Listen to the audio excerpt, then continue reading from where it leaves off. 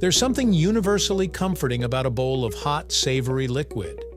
Whether it's a light chicken noodle soup on a sick day or a hearty beef stew on a cold night, both feel like warm hugs in edible form. But have you ever paused mid-bite and wondered, what exactly makes a stew different from a soup? They both have broth, they both have chunks of meat and vegetables, and they're both served in bowls with spoons. So where do we draw the line between soup and stew? Well, the answer goes a bit deeper than you might think. It's not just about how thick they are, it's also about how they're cooked, their cultural origins, and even how they've evolved over time. So let's break it all down right here on History of Simple Things.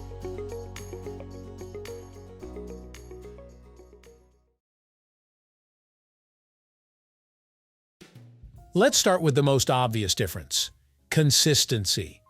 If you've ever noticed, soup is generally more liquidy. It's designed to be sipped or slurped. The broth is the star of the show, carrying the flavors and aromas. Stew, on the other hand, is thicker. You don't sip a stew, you scoop it. In stews, the liquid is more like a sauce or gravy that clings to the ingredients rather than just surrounding them. This difference in texture comes down to how much water or stock is used and how long it's cooked. Soups usually require more liquid and shorter cooking times. Stews, however, simmer for longer periods, often for hours. That extended cooking time causes the liquid to reduce and thicken as ingredients release starches and collagen. So while soup feels light and fluid, stew has a dense, almost stick-to-your-ribs quality.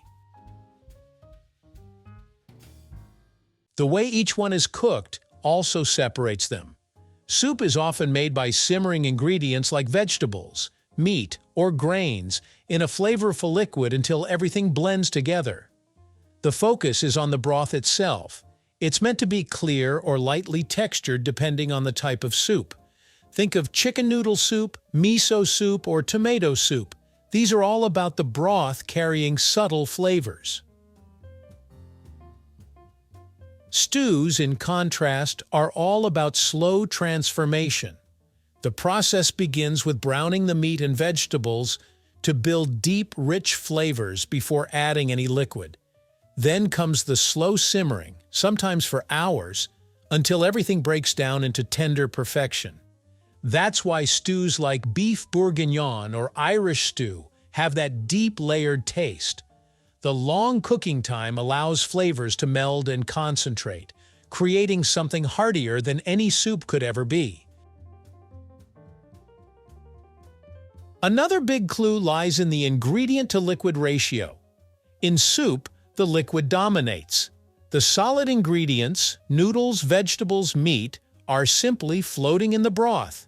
In a stew, it's the opposite. The chunks of meat and vegetables take center stage, and the liquid serves more as a binding element. Soups also tend to use smaller, bite-sized ingredients that cook quickly, while stews often feature tougher cuts of meat and root vegetables that need time to tenderize. For example, a soup might use chicken breast, but a stew prefers beef chuck or lamb shoulder, cuts that benefit from low and slow cooking. And because stews usually use starchier ingredients like potatoes, carrots, and beans, they naturally thicken the liquid over time, creating that hearty texture we associate with comfort food. To really understand the difference, we have to look back in time.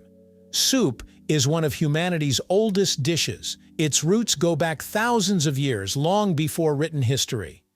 As soon as humans had fire and a container to hold water, they started boiling ingredients together. Soup was a practical way to make food more digestible and stretch limited resources. Stew came along later, evolving from the same idea but using tougher meats and longer cooking methods.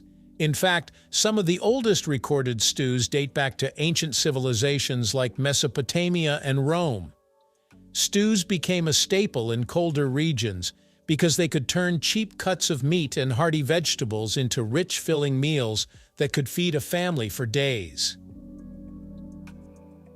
So, while both soup and stew come from the same basic idea, cooking ingredients in liquid, their evolution shows how people adapted the concept based on climate, resources, and culture. Different cultures also blur the line between soup and stew. Take ramen, for example. It's technically a soup, but the broth is so thick and rich that it borders on stew territory. On the other hand, something like gumbo or chili is often called a stew, yet it's still somewhat soupy. In France, you'll find pot au feu, which literally means pot on the fire. It's somewhere between a soup and a stew, meat and vegetables simmered together, with the broth served separately as soup. In Asia, hot pot dishes sit right in the middle too. You cook solid ingredients in a flavorful broth and then drink the soup afterward. The line gets fuzzy, and maybe that's what makes both so fascinating. They're endlessly adaptable. Today, the distinction has become even blurrier. You'll find thick soups like chowders or creamy bisques that are almost as heavy as stews, and you'll see stews that are served with extra broth, making them look more like soups. Even restaurants sometimes use the words interchangeably, but that's not necessarily a bad thing. Food evolves, and so do our definitions of it. The important thing is the intention behind the dish. If it's meant to warm you up lightly and refresh you, it's probably a soup. If it's meant to fill you up and comfort you deeply, you're most likely eating a stew. So, what's the real difference between soup and stew? In simple terms, it comes down to three things: the amount of liquid, the cooking time, and the consistency. Soups are lighter, quicker, and centered around the broth. Stews are thicker, slower cooked, and centered around the solids. But beyond the technicalities, they both serve the same purpose: to nourish and comfort us. Whether you're sipping a bowl of soup or digging into a hearty stew, what really matters is the feeling it brings. They both remind us of home, warmth, and care, proof that sometimes the simplest meals are the ones that stay with us the longest. Thank you for watching.